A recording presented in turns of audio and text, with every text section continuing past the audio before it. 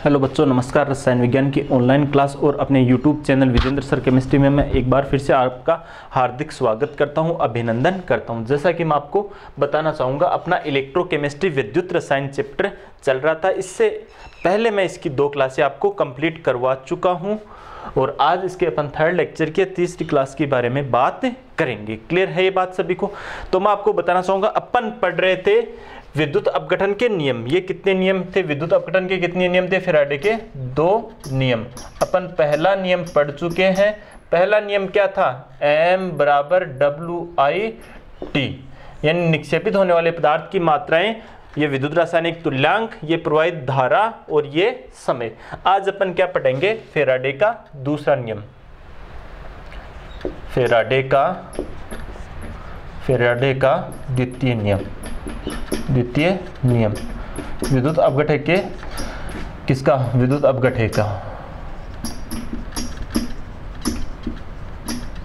Faraday का द्वितीय नियम। इसके बारे में अपन पढ़ते हैं। देखो, फैराडे का प्रथम नियम अपन ने पढ़ा था, उसमें कहा था कि इलेक्ट्रोडों पर निक्षेपित होने वाली पदार्थों की मात्राएं प्रवाहित धारा के क्या होती है? समानुपाती। अब मैं यहाँ पर इस नियम में अपन पढ़ेंगे, अगर समान मात्रा की धारा, क्या कह रहा हूं मैं? समान मात्रा की धारा, समान मात्रा की धारा भिन्न भिन्न विद्युत अपघटनों के विलयन में, भिन्न भिन्न विद्युत अपघटनों के विलयन में प्रवाहित करने पर, तो मैं ये कह रहा हूं भिन्न भिन्न विद्युत अपघटनों के विलयन होंगे, उनमें अपन समान मात्रा की धारा प्रवाहित करेंगे। तो इलेक्ट्रोडों पर निक्षेपित पदार्थों की मात्राएं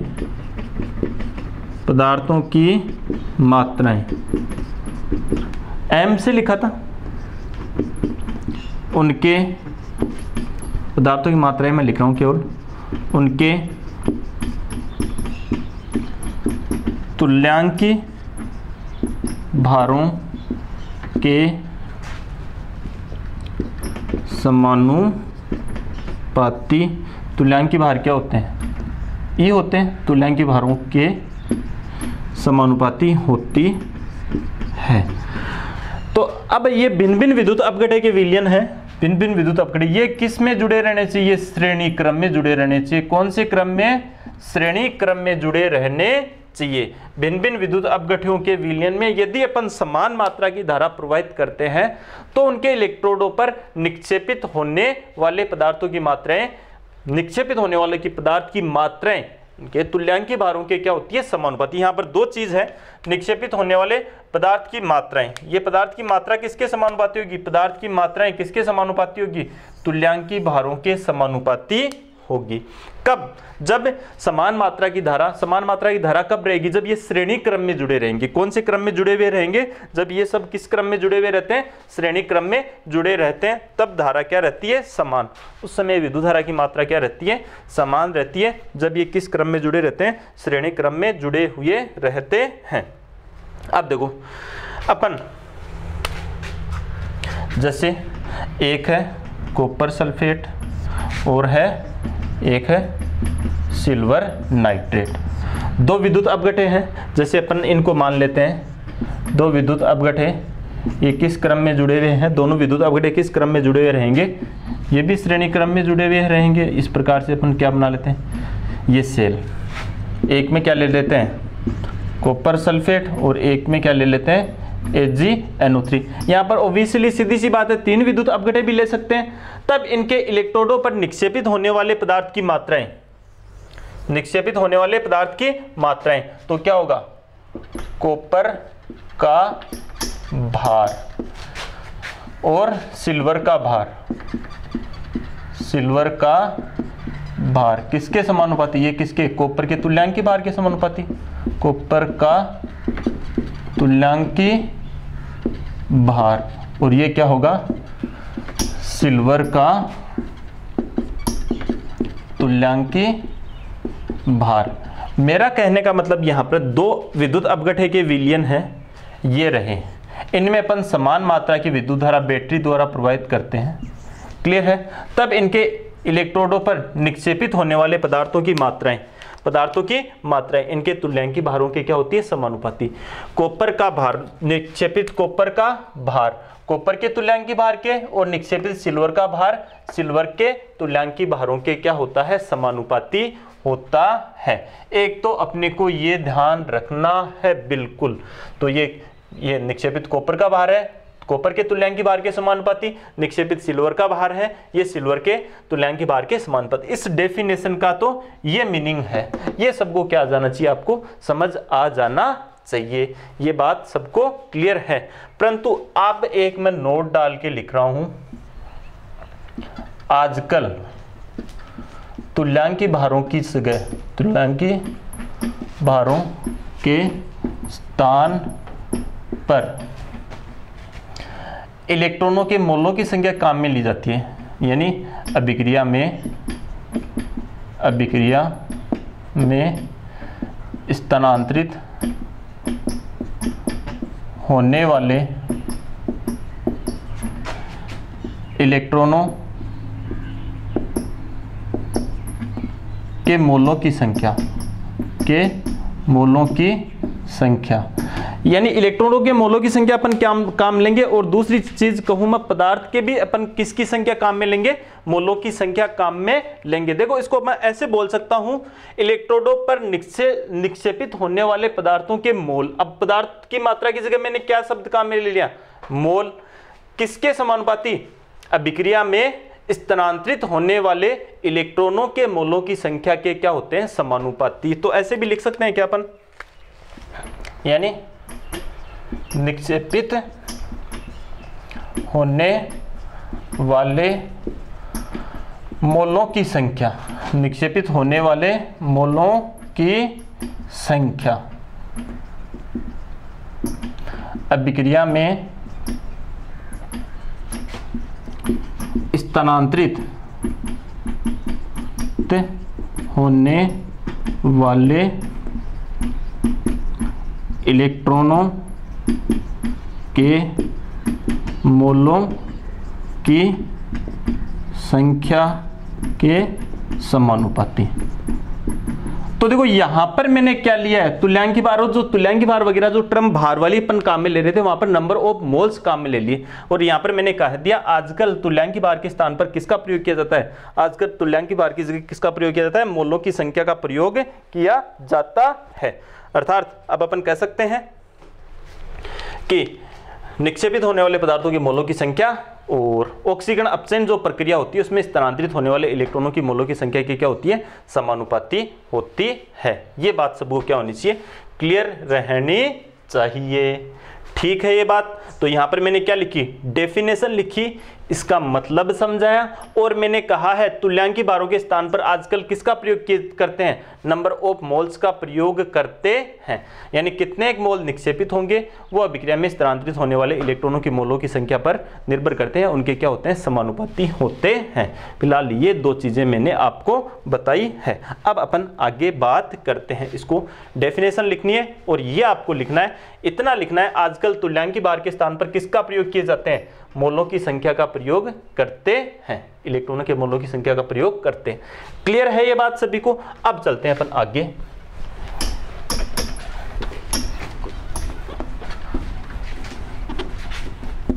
देखो फैराडे का नियम क्या कहता है, निक्षेपित होने वाले पदार्थों की मात्राएं किसके समानुपाती होती है, निक्षेपित होने वाले पदार्थों की मात्राएं। द्वितीय नियम क्या कहता है, द्वितीय नियम निक्षेपित होने वाले पदार्थ की मात्रा, नियम से निक्षेपित होने वाले पदार्थ की मात्रा किसके समानुपाती है, उनके तुल्यांकी भारों के समानुपाती है। दूसरा नियम यही बताता है अपने को। क्लियर है। मान लो किन्हीं दो विद्युत अपघटन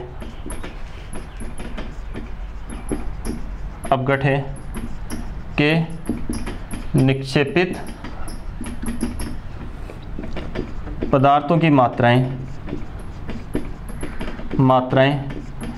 m1 एवं M2 है तथा उनके तुल्यांकी भार E1 एवं E2 है, तो फैराडे के द्वितीय नियम से क्या कहता है फैराडे का द्वितीय नियम? M1 बट्टे M2 बराबर E1 बट्टे E2, ये कहता है फैराडे का द्वितीय नियम। इसकी निक्षेपित मात्रा इसके तुल्यांकी भार के समानुपाती, इसकी निक्षेपित मात्रा इसके तुल्यांकी भार के समानुपाती, सॉरी 2 लिखना पड़ेगा ना। ये मैंने फैराडे के द्वितीय नियम की डेफिनेशन आपको समझाई थी या बताई थी। क्लियर है ये बात सभी को? अब देखना फैराडे का प्रथम नियम क्या था, ये अपने को यहां पर एक बार मैं फिर से लिख देता हूं। M1 बट्टे M2 बराबर E1 बट्टे E2 फैराडे के प्रथम नियम से, फैराडे के प्रथम नियम से क्या था? फैराडे का प्रथम नियम W1 बराबर M1 बराबर W1 IT और M2 बराबर W2 IT, ऐसे लिख सकते हैं। फैराडे का प्रथम नियम था M बराबर WIT, तो M1 बराबर क्या हो जाएगा? W1 IT और M2 बराबर क्या हो जाएगा? W2 IT। ये विद्युत रासायनिक तुल्यांक और ये Q है, तो अपन क्या लिख सकते हैं यहाँ पर? W1 IT बट्टे W2 IT बराबर E1 बट्टे E2, ये लिख सकते हैं अपन। अब यहाँ पर मैं लिख सकता हूँ W1 बट्टे W2 बराबर E1 बट्टे E2। क्लियर है बात? तो यहां पर मैं ये भी लिख सकता हूं क्या? W समानुपाती E, अर्थात पदार्थ का विद्युत रासायनिक तुल्यांक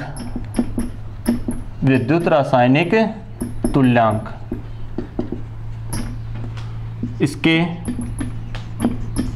तुल्यांकी भार के समानुपाती होता है। ये चीज मैं लिख सकता हूं या नहीं? ये लिखूंगा, क्योंकि फैराडे का ये द्वितीय नियम है। प्रथम नियम से M1 बराबर W1 IT और M2 बराबर W2 IT, ये दोनों मान यहाँ पे मैं पुट करूंगा और ये IT यहाँ से हटाए मैंने। W1 अपॉन W2 बराबर E1 बट्टे E2, अर्थात W विद्युत रासायनिक तुल्यांक किसके समानुपाती है? तुल्यांकी भार के समानुपाती है। अब आपको सबको यहाँ पे ये नजर आ रहा है, ये चीज यहां से मैं क्या लिख सकता हूं? यहां से मैं E बराबर क्या लिख सकता हूं? कॉमनली E बराबर क्या लिख सकता हूं? W, और या मैं लिखूं QW लिख सकता हूं क्या? E बराबर QW यहां से मैं लिख सकता नहीं लिख सकता हूं, क्योंकि ये E है, ये Q है और ये क्या है? W। तो E बराबर क्या लिख सकता हूं मैं? QW, अर्थात Q बराबर क्या हो जाएगा? E अपॉन W, अर्थात ये क्या है? पदार्थ का तुल्यांकी भार बट्टे पदार्थ का विद्युत रासायनिक तुल्यांक, ये अपन यहां से डिनोट कर सकते हैं, या फिर मैं लिख सकता हूं ये चीज, ये समीकरण अपने को यहां से ये प्राप्त हुआ। बताओ, इसी में भी किसको कोई दिक्कत नहीं रहनी चाहिए। अब देखो एक चीज मैं बता रहा हूं, ये क्यों है? प्रवाहित धारा। क्यों क्या है? यहां पर मैं लिखूं, यहां पर पूरा लिख दूं, प्रवाहित धारा या विद्युत धारा। और ये क्या है? पदार्थ का तुल्यांकी भार, और प्रवाहित धारा है ना Q, और ये तुल्यांकी भार E, और ये विद्युत रासायनिक तुल्यांक क्या है? W। ये समीकरण अपने को यहां से प्राप्त हुई है। अब देखो ये जो आगे जो मान निकाला है वो प्रयोगों द्वारा निकाला गया है। किसके द्वारा निकाला गया है? एक्सपेरिमेंटली वैल्यू, प्रयोगों द्वारा वो मान निकाला गया है। किसी भी पदार्थ का 1 ग्राम तुल्यांक निक्षेपित करने के लिए, किसी भी पदार्थ का 1 ग्राम तुल्यांक निक्षेपित करने के लिए कितनी धारा चाहिए उसकी अपन बात करेंगे। जैसे मैं यहां पर बता रहा हूं, किसी भी पदार्थ का 1 ग्राम तुल्यांक निक्षेपित करने के लिए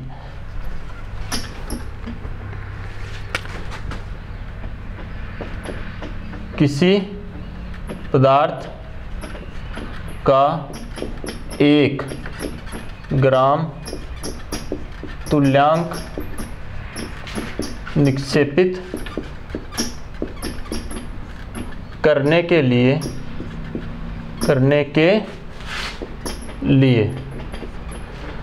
96,500 कूलम्ब या 1 फेराडे विद्युत की आवश्यकता होती है। यह मान प्रायोगिक रूप से निकाला गया है। किसी भी पदार्थ का 1 ग्राम तुल्यांक निक्षेपित कराओ या फिर उसको डिजोल्व कराओ, उसका विपरीत करवा सकते हो भाई। निक्षेपित करवाने में इलेक्ट्रोडों पर निक्षेपित और उसको वापस डिजोल्व कराओगे तो इस दौरान कितनी की विद्युत धारा चाहिए? 96,500 कूलम्ब, या फिर इसी को अपन क्या कह देते हैं? 96,500 कूलम्ब बराबर होता है 1 फेराडे। क्या होता है? 1 फेराडे। 96,500 कूलम्ब बराबर क्या होता है? 1 फेराडे। तो किसी भी पदार्थ का 1 ग्राम तुल्यांक इलेक्ट्रोडों पर निक्षेपित करवाने या फिर उसको वापस इलेक्ट्रोडों से डिजोल्व करवाने में कितनी की विद्युत धारा की आवश्यकता होगी? वो विद्युत धारा कितनी होगी? 96,500 कूलम्ब होगी, या फिर उसी को अपन क्या कह देते हैं? 1 फेराडे कह देते हैं। ये चीज सबको क्लियर होनी चाहिए। तो यह था फेराडे का द्वितीय नियम। बता सकते हो सभी? तो अपन आसानी से बोल सकते हैं फेराडे का द्वितीय नियम क्या कहता है कि जब भिन्न भिन्न विद्युत अपघटनों के विलयनों में समान मात्रा की विद्युत धारा प्रवाहित की जाती है तो उनके इलेक्ट्रोडों पर निक्षेपित होने वाले पदार्थों की मात्राएं उनके तुल्यांकी भारों के समानुपाती। ये इलेक्ट्रोडों पर निक्षेपित पदार्थ की मात्रा और ये पदार्थों का क्या है? तुल्यांकी भार। क्लियर हुई है बात सभी को? जैसे अभी बताया मैंने आपको 2 चीजें बताई थी कॉपर वाला एग्जाम्पल लेकर के, कॉपर का भार तुल्यांकी भार, सिल्वर का भार सिल्वर का तुल्यांकी भार। ये चीज मैंने वहां पर बताई। फिर मैंने कहा था तुल्यांकी भार की जगह आजकल नंबर ऑफ मोल्स, इलेक्ट्रॉनों के मोलों की संख्या का प्रयोग करते हैं।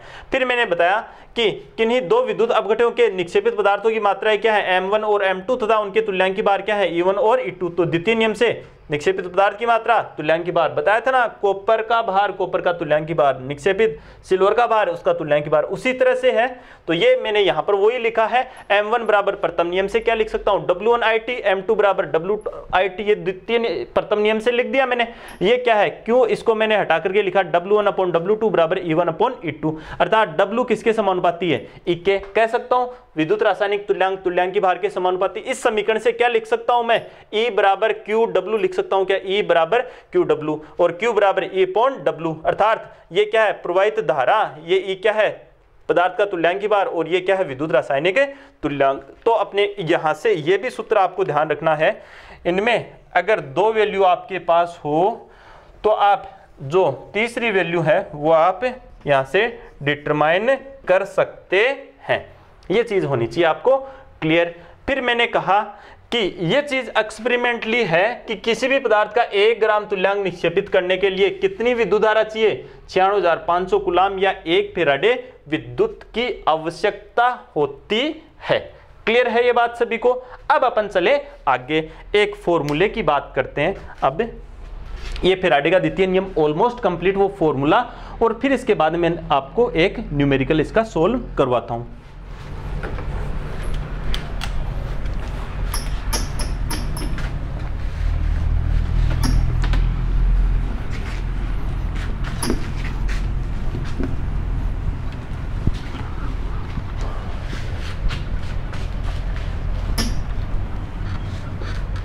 देखो अपन बात करते हैं किसी विद्युत अपघट्य के विलयन में, किसी विद्युत अपघट्य के विलयन में I एम्पियर की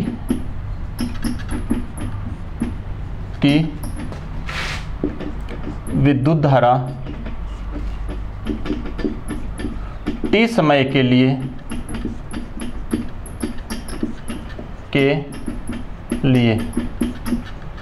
प्रवाहित करते हैं। बस मैंने यही कहा, ये प्रवाहित धारा की मात्रा है। Q बराबर IT भी लिख सकते हैं, Q बराबर IT भी लिख सकते हैं, या मैं क्या कह रहा हूं, ये कूलाम में अपन विद्युत धारा प्रवाहित क्या कर रहे हैं, या एम्पियर और सेकंड में भी ले सकते हैं। किसी विद्युत अपघट्य के विलयन में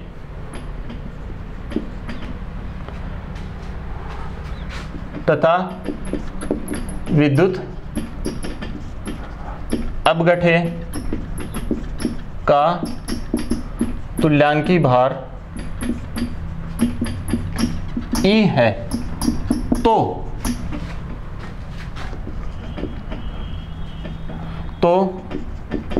इलेक्ट्रोडों पर निक्षेपित पदार्थ की मात्रा निम्न सूत्र से ज्ञात की जाती है, निम्न सूत्र से ज्ञात करते हैं, निम्न सूत्र से ज्ञात करते हैं। तो निक्षेपित पदार्थ की मात्रा क्या है, m, ये ITE/F से, इस सूत्र से अपन ज्ञात करते हैं। m क्या है, निक्षेपित पदार्थ की मात्रा है, I क्या है, प्रवाहित धारा किसमें है, ये एम्पियर में। T क्या है, समय किसमें, सेकंड में। और E क्या है, पदार्थ का तुल्यांकी भार। और F क्या है, फेराडे, यानी 1 फेराडे बराबर 96,500 कूलाम।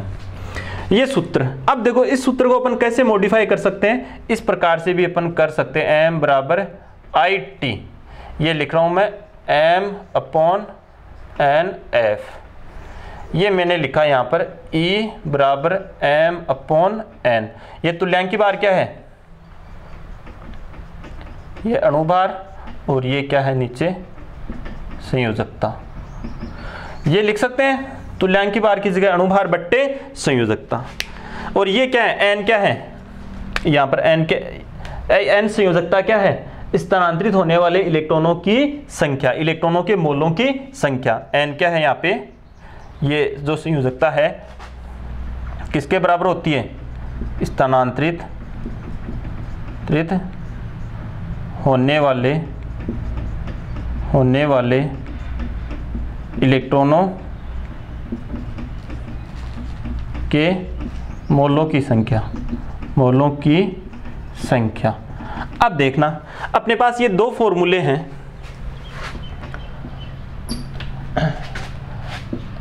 m बराबर ITE/F और m बराबर ITM/NF। अब एक क्वेश्चन, इस क्वेश्चन इससे पूछा था गत साल वाली बोर्ड एग्जाम में, न्यूमेरिकल पूछा था, इससे भी पूछा जा सकता है और इससे भी। जैसे एक क्वेश्चन है, वो एक क्वेश्चन सोल्व करवा देता हूं मैं आपको। कॉपर सल्फेट के विलयन में 1.5 एम्पियर की धारा 10 मिनट तक विद्युत धारा से 10 मिनट तक विद्युत अपघट्य किया गया। कैथोड पर निक्षेपित कॉपर का द्रव्यमान ज्ञात कीजिए या कॉपर की मात्रा ज्ञात कीजिए। तो क्वेश्चन है, कॉपर सल्फेट के विलयन में 1.5 एम्पियर की धारा, कॉपर सल्फेट के विलयन में 1.5 एम्पियर की धारा से 10 मिनट तक विद्युत अपघट्य किया गया।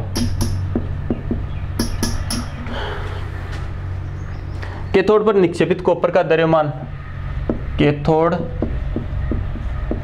पर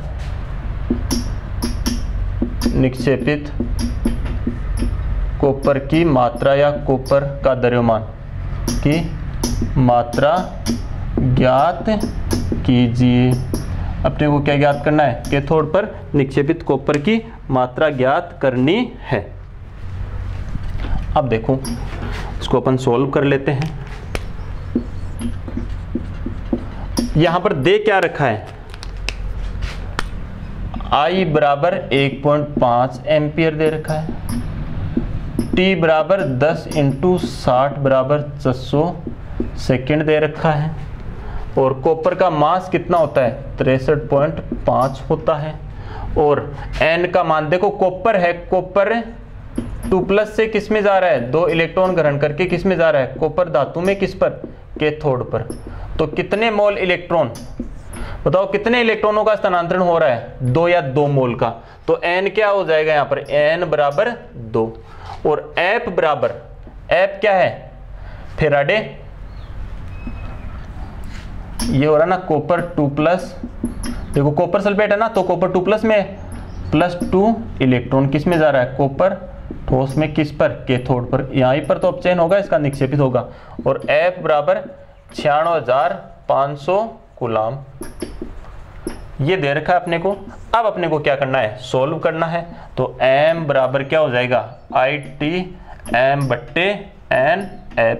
क्या I कितनी है? 1.5 गुणा 600 गुणा 63.5 बट्टे 2 गुणा 96,500। बताओ कितना मान आ जाएगा? ये मान आपको प्राप्त होगा, ये मान आपको प्राप्त हो जाएगा लगभग 0.296 ग्राम, 0.296 ग्राम। तो ये निक्षेपित पदार्थ की मात्रा अपने को यहाँ पर मिल गई है। क्या मिल गई? यहाँ पर निक्षेपित पदार्थ की मात्रा। तो अब इस सूत्र को आप सीधा भी सोल्व कर सकते हो, इसमें भी कन्वर्ट कर सकते हो। M में F का भाग दे करके, किसका? M में F का भाग दे करके इसको सीधा भी आप सोल्व कर सकते हो। तो 63.5 में कितने का भाग दोगे? 2 का भाग दोगे। तो 63.5 में 2 का भाग दोगे तो वो क्या आएगा? 63.5 भाग 2। तो ये कितना आ जाएगा आपका? ये आ जाएगा यहाँ पर E। तो ये इस फॉर्मूले से भी इसको आप क्या कर सकते हो? सॉल्व कर सकते हो। तो ये था फेराडे का नियम और इससे संबंधित एक न्यूमेरिकल। ये आपको इसी तरह से क्या करना है? सॉल्व करना है। तो ये ध्यान रखना कि किसी विद्युत अपघट्य ई तुल्यांकी भार वाला कोई विद्युत अपघट्य है, उसमें I एम्पीयर की धारा T समय तक प्रवाहित करते हैं, तो उसके इलेक्ट्रोडों पर कितना पदार्थ निक्षेपित होता है? इतना निक्षेपित होता है।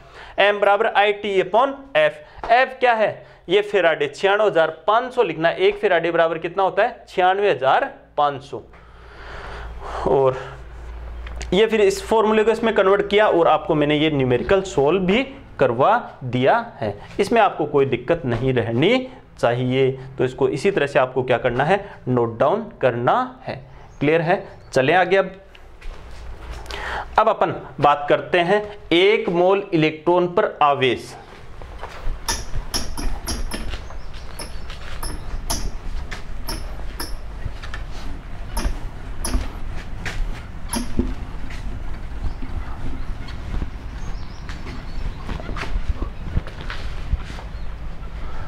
एक क्वेश्चन ही दे देता हूं मैं आपको, 1 मोल इलेक्ट्रॉन पर आवेश ज्ञात करने का क्वेश्चन है। सही है, 1 मोल इलेक्ट्रॉन पर आवेश की मात्रा ज्ञात कीजिए। 1 मोल इलेक्ट्रॉन पर अपने को क्या ज्ञात करना है? आवेश की मात्रा ज्ञात करनी है। तो मैं यहां पर लिख रहा हूं 1 इलेक्ट्रॉन पर आवेश,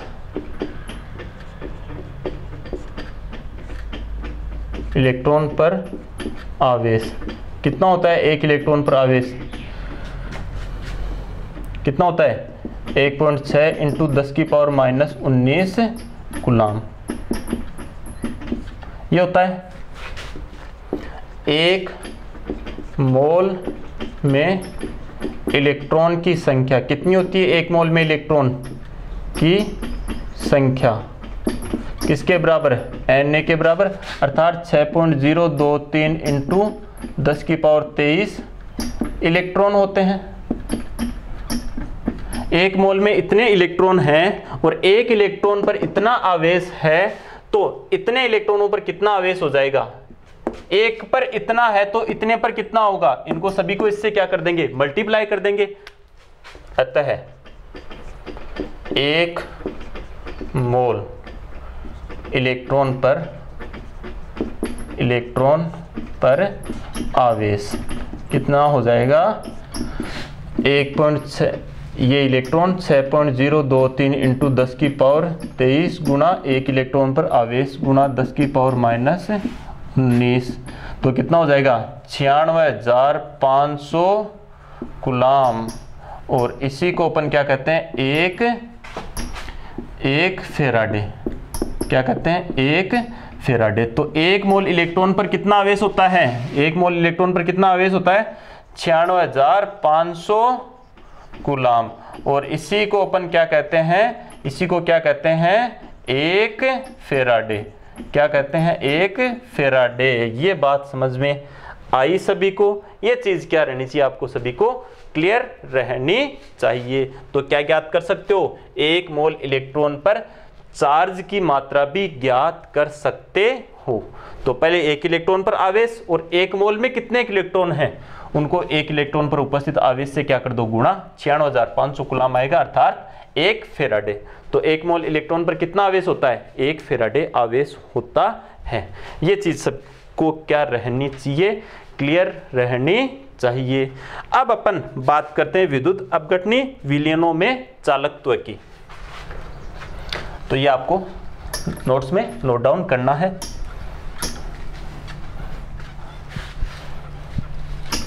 विद्युत अपघटनी विलयनों में चालकत्व की बात करते हैं।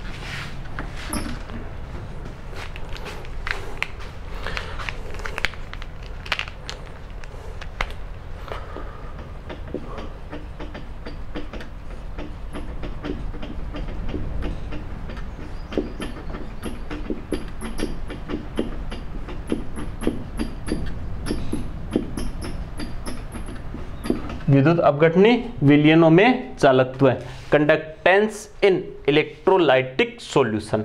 क्लियर है बात? अब अपन सबसे पहले बात करते हैं यहां पर प्रतिरोध की, रेजिस्टेंस की। प्रतिरोध, रेजिस्टेंस क्या होता है? धारा प्रवाह में जो अवरोध होता है वही क्या कहलाता है? प्रतिरोध कहलाता है। प्रतिरोध क्या होता है? प्रतिरोध वोल्टता और धारा का जो अनुपात होता है वही क्या कहलाता है? प्रतिरोध कहलाता है। तो ये क्या है? वोल्टता। और ये क्या है? धारा। धारा और वोल्टता का अनुपात ही क्या कहलाता है? प्रतिरोध कहलाता है। इसको इससे लिख रहे हैं, इसको किससे लिख रहे हैं अपन? धारा, आई से लिख रहे हैं। अब देखो जो प्रतिरोध का मात्रक क्या होता है? आप सभी जानते हो प्रतिरोध का मात्रक क्या होता है? ओम होता है इसका ऐसा ही मात्रक। इसको ऐसे भी दर्शाते हैं, क्या होता है इसका? ओम। अब जो धात्विक चालक होते हैं, धात्विक चालक, इनका धात्विक चालकों का प्रतिरोध क्या होता है? प्रतिरोध बहुत कम होने के कारण इनका प्रतिरोध ज्ञात करना अधिक सुविधाजनक होता है, अधिक सुविधाजनक होता है। मैं ऐसे कह रहा हूं धात्विक चालकों का प्रतिरोध क्या होता है, बहुत कम होता है, क्योंकि इनकी चालकता क्या होती है, ज्यादा, तो इनका प्रतिरोध कम रहता है, तो वो ज्ञात करने में क्या रहता है, थोड़ी आसानी रहती है। हाँ, ये ओम के नियम से ज्ञात करते हैं। ओम का नियम यही कहता है, ओम का नियम क्या कहता है, किसी चालक का प्रतिरोध वोल्टता और उसमें प्रवाहित धारा के अनुपात के बराबर होता है। और ये ओम का नियम किस पर लागू होता है, धात्विक चालकों पर भी लागू होता है, और किस पर लागू होता है, विद्युत अपघटनीय चालकों पर भी लागू होता है। दोनों चालकों पर यह नियम लागू होता है। फिर मैंने आपको बताया इसका मात्रक ये होता है, धात्विक चालकों का प्रतिरोध कम होने के कारण आसानी से माप लिया जाता है। लेकिन जो विद्युत अपघटनीय चालक होते हैं, कौन से चालक होते हैं, विद्युत अपघटनीय चालकों का प्रतिरोध धात्विक चालकों से क्या होता है, धात्विक चालकों से अधिक होने के कारण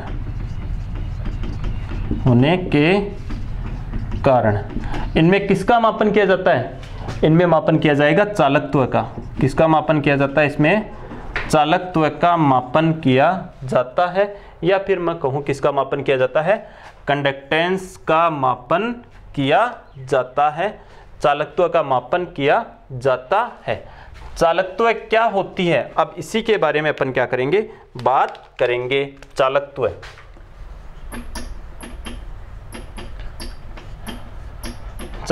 किसे कहेंगे, चालकत्व प्रतिरोध का व्युत्क्रम, प्रतिरोध का व्युत्क्रम ही चालकत्व कहलाता है। किसे कहते हैं, प्रतिरोध का व्युत्क्रम ही क्या कहलाता है, चालकत्व कहलाता है। प्रतिरोध के व्युत्क्रम को ही अपन क्या कहेंगे, चालकत्व कहेंगे। और इस चालकत्व को किसके द्वारा रिप्रेजेंट किया जाता है, सी द्वारा, अर्थात चालकत्व सी क्या लिखेंगे, 1/r, अर्थात ये प्रतिरोध का क्या होगा, व्युत्क्रम होगा। प्रतिरोध का जो व्युत्क्रम होता है उसी को अपन क्या कर देते हैं, चालकत्व कह देते हैं। क्लियर हुई बात। और अब बात करें चालकत्व का मात्रक। चालकत्व का मात्रक क्या होता है, चालकत्व का मात्रक, इसका ऐसा ही मात्रक होता है, ध्यान रखना, सीमेंस। क्या होता है चालकत्व का ऐसा ही मात्रक, सीमेंस। या फिर क्या होता है, अपन सामान्यतः क्या लिख सकते हैं, ओम इनवर्स लिख सकते हैं, या फिर क्या लिख सकते हैं, ये ओम इनवर्स, या क्या लिख सकते हैं, इसका ऐसा ही मात्रक महो भी अपन लिख सकते हैं। ये चीज आप सभी को क्या रहनी चाहिए, क्लियर रहनी चाहिए। अब अपन बात करते हैं आगे। तो यहां तक ये सबको बात समझ में आई। विद्युत अपघटनीय विलयनों में चालकत्व की बात कर रहे हैं। सबसे पहले मैंने बताया ओम का नियम, ये किस पर लागू होता है, धात्विक चालकों पर भी लागू होता है, और किस पर लागू होता है, विद्युत अपघटनीय चालकों पर भी लागू होता है। क्या कहता है, प्रतिरोध वोल्टता और धारा के अनुपात क्या कहलाता है, रेजिस्टेंस कहलाता है। इसका मात्रक होता है ओम, ये इसका क्या है, सिंबल। अब मैंने कहा धात्विक चालकों का जो रेजिस्टेंस होता है वो बहुत कम होता है, आसानी से इसको क्या कर लिया जाता है, डिटरमाइन कर लिया जाता है, या फिर मैं कहूं क्या कर लिया जाता है, ज्ञात कर लिया जाता है। जो विद्युत अपघटनीय चालक होते हैं उनका प्रतिरोध क्या रहता है, कुछ ज्यादा होता है, वो आसानी से ज्ञात, उनमें प्रतिरोध के स्थान पर क्या ज्ञात करते हैं, कंडक्टेंस या चालकत्व ज्ञात करते हैं। चालकत्व क्या होती है, प्रतिरोध का व्युत्क्रम ही क्या कहलाता है, चालकत्व कहलाता है। ये प्रतिरोध का व्युत्क्रम और ये चालकत्व का क्या है, यूनिट, सीमेंस है ऐसा यूनिट, और इसको ओम इनवर्स या क्या कह सकते हैं, महो भी कह सकते हैं। तो अभी तक मैंने दो ही चीजें बताई है आपको, रेजिस्टेंस बताया और क्या बताई है आपको, कंडक्टेंस बताई है। अब अपन बात करते हैं स्पेसिफिक रेजिस्टेंस और स्पेसिफिक कंडक्टेंस की।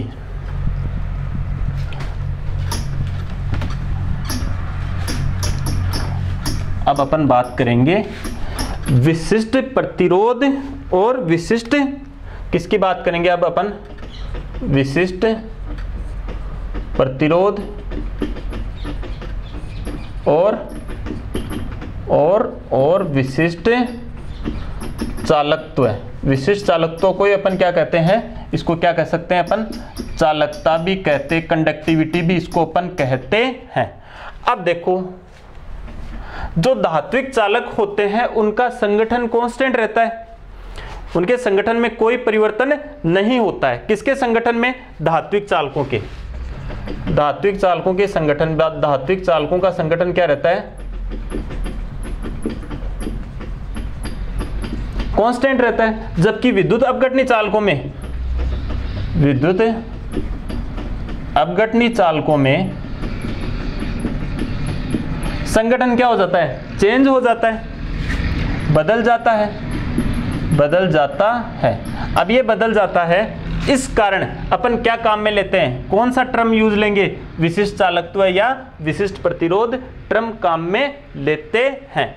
देखो आप सभी जानते हो, किसी चालक तार का प्रतिरोध, किसी चालक तार का जो रेजिस्टेंस होता है या फिर मैं कहूँ प्रतिरोध, उसकी लंबाई के क्या होता है, उसकी लंबाई के समानुपाती होता है।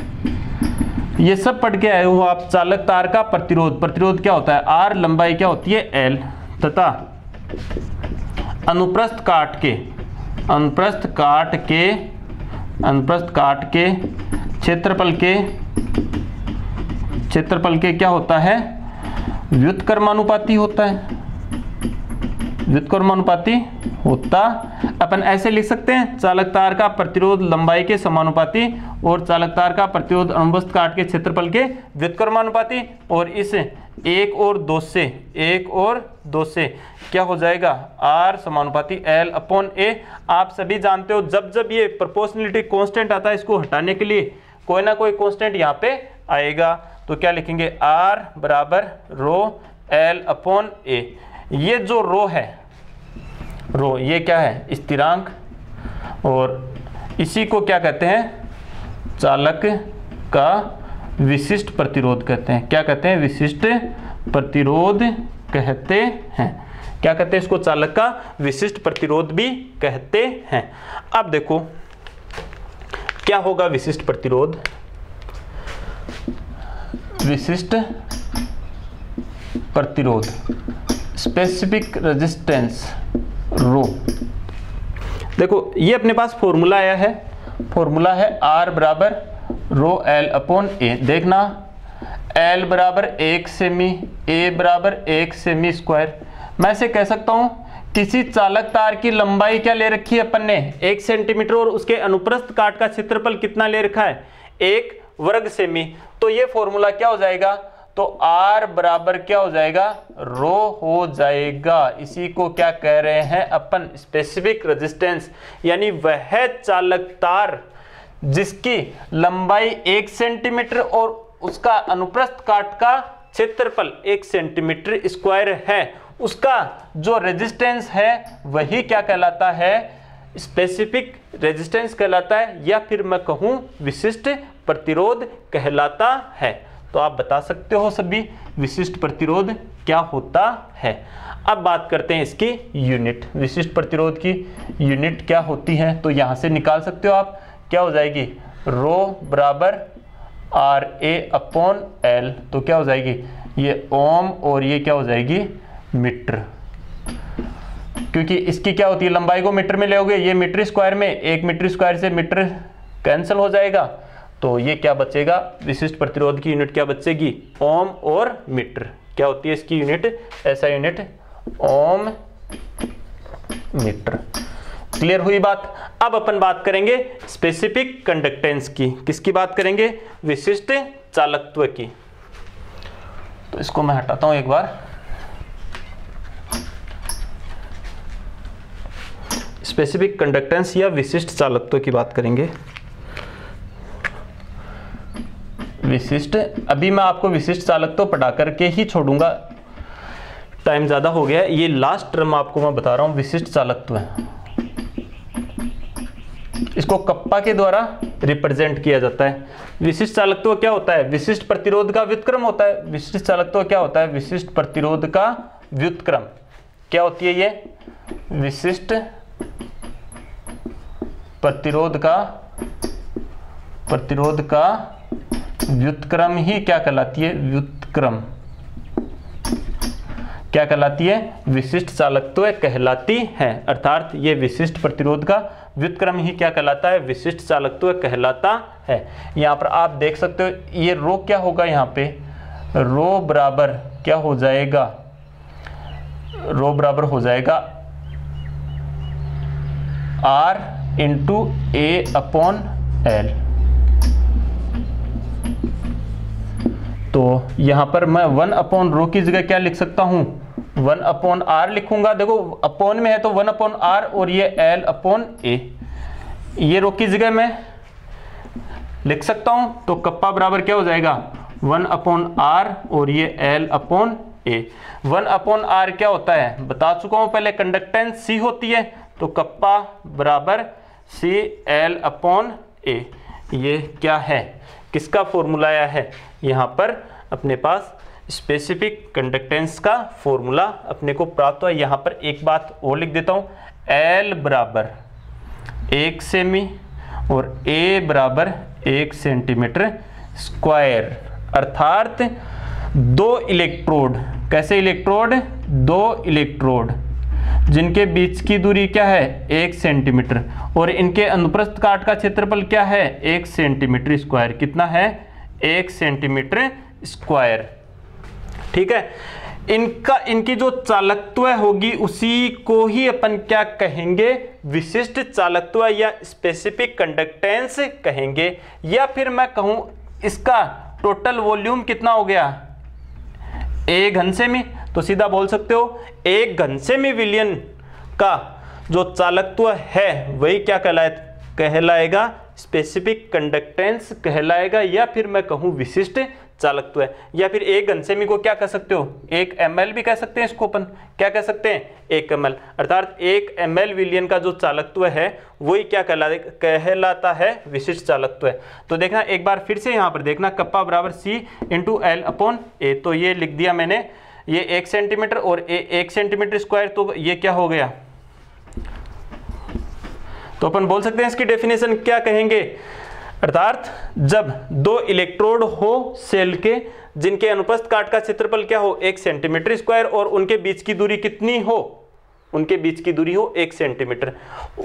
तो उस विलयन का जो चालकत्व होगा उसी को क्या कहते हैं अपन? विशिष्ट चालकत्व है। और ऐसे विलयन का टोटल आयतन कितना होगा? 1 घन सेमी। तो 1 घन सेमी विलयन का चालकत्व ही क्या कहलाएगा? विशिष्ट चालकत्व है। इसको क्या कह सकते हैं? 1 ml। 1 ml विलयन का चालकत्व ही क्या कहलाएगा? विशिष्ट चालकत्व। मैंने हर तरीके से आपको समझा दिया है, आप प्रत्येक तरीके से इसकी डेफिनेशन को डिफाइन कर सकते हो। अब आपके लिए यहां पर है इसकी यूनिट क्या होगी? इसकी यूनिट क्या होगी? तो यूनिट याद कर सकते हो आप यहां से। तो इसकी यूनिट यहां से क्या हो जाएगी? ये कप्पा बराबर मैं लिखूं, कप्पा बराबर C L अपॉन A। तो क्या हो जाएगी बताओ? ये सीमेंस चालकत्व की क्या होती है? सीमेंस। और ये मैं लिखूं मीटर स्क्वायर, या फिर क्या हो जाएगी? Siemens semi square, semi inverse, sorry inverse. ये क्या हो जाएगी? इसकी यूनिट हो जाएगी। एक चीज का और ध्यान रखना है, L अपॉन A। जो L अपॉन A है इसको सेल स्थिरांक कहते हैं। क्या कहते हैं इसको? सेल स्थिरांक। तो अब बताओ इस आधार पर कप्पा क्या हो जाएगा? कप्पा बराबर सेल कांस्टेंट गुना कंडक्टेंस गुना सेल स्थिरांक। सेल स्थिरांक ये हो जाएगा, नहीं हो जाएगा? बस इसका और आपको ध्यान रखना है। तो इस प्रकार आज की क्लास में मैंने आपको बताया ओम का नियम, रेजिस्टेंस और कंडक्टेंस, स्पेसिफिक रेजिस्टेंस और स्पेसिफिक कंडक्टेंस। 5 चीजें बताई हैं और 5 की क्या बताई है? यूनिट बताई है। तो इनको सबको क्लियरली नोट डाउन करना है और पढ़ना है। वीडियो को कंप्लीटली देखना है। आज की क्लास में इतना ही। अब अपन नेक्स्ट क्लास में बात करेंगे। हाँ, एक चीज़ का ध्यान रखना, जो कंटेंट ऑफ मैटर मैं प्रिपेयर कर रहा हूँ वो आपके पास पहुँचाऊँ तो आपको नोटिफिकेशन द्वारा मालूम चल जाए। इसके लिए आप अपने YouTube चैनल को सभी सब्सक्राइब कर लेना। Thank you.